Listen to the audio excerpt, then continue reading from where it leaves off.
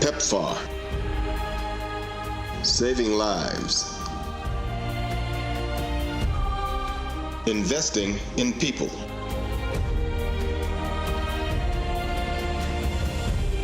PEPFAR. Partnering for an AIDS-free generation. Children affected by parents dying of HIV/AIDS had to be taken into care. Some were born HIV positive themselves and were vulnerable. Centers like Nazareth House were established to protect and care for these children.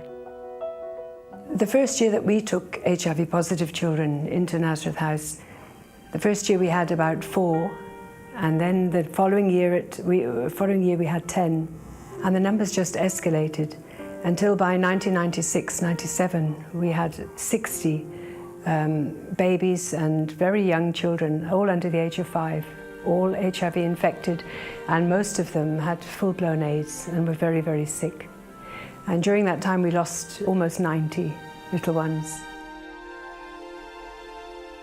The only response we had really were antibiotics, vitamins, and, Panado really just for the pain. Although later on, fortunately, they did start giving them morphine when they were really at the last stages. Every time they developed a sickness, if they got pneumonia or they developed gastro or anything, straight away we would think, oh, is this the end now? It was just a very unsettling and uncertain time. And yet you had to be positive all the time for the children's sake and keep giving them hope all the time, whereas we had very little hope really because we just didn't know what the future was going to be. And the doctors kept warning us, they will not live beyond the age of 5 years, so don't expect them to. With the advent of ARV treatment, the children's destinies were set to change. I remember clearly about 6 months after we put the children on treatment, one of the nuns came to me and she said to me, she doesn't know what this medication is doing to the children because they are so boisterous and rowdy and behaving so badly. So we said to her sister, they are just behaving like normal kids now. They are healthy, they are not terminally sick anymore. They had to make considerable changes because the children now were not dying at the age of 5 or 6 anymore. 10 years down the line, we have Nazareth House children that were started on ARVs in 2004, 2005, who are finishing high school now. The majority of them really kind of turned a corner and really started flourishing. And most of those children now are in their 20s, their early 20s, and it's wonderful. They're living healthy, normal, active lives. Isibindi is another effective model created by the National Association of Children and Youth Care Workers that supports orphans and vulnerable children. Isibindi is a Zulu word meaning courage, and the model creates circles of care around children. The idea is that we recruit unemployed women and men in rural communities, train them to work with vulnerable children and families.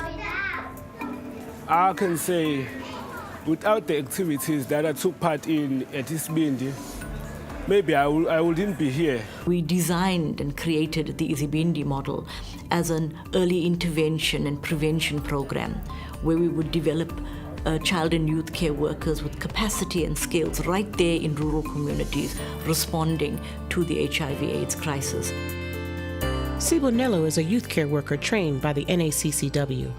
He now mentors and supports Isibindi youth like Owen Mafalika. The communities that we have to work in are communities that are actually rural. They are rural, so most of the families don't have anything. The families don't have anything. So what we do is that we go into these families and try to offer them resources that will help them to be something in life. In South Africa, we have what is called the youth bulge.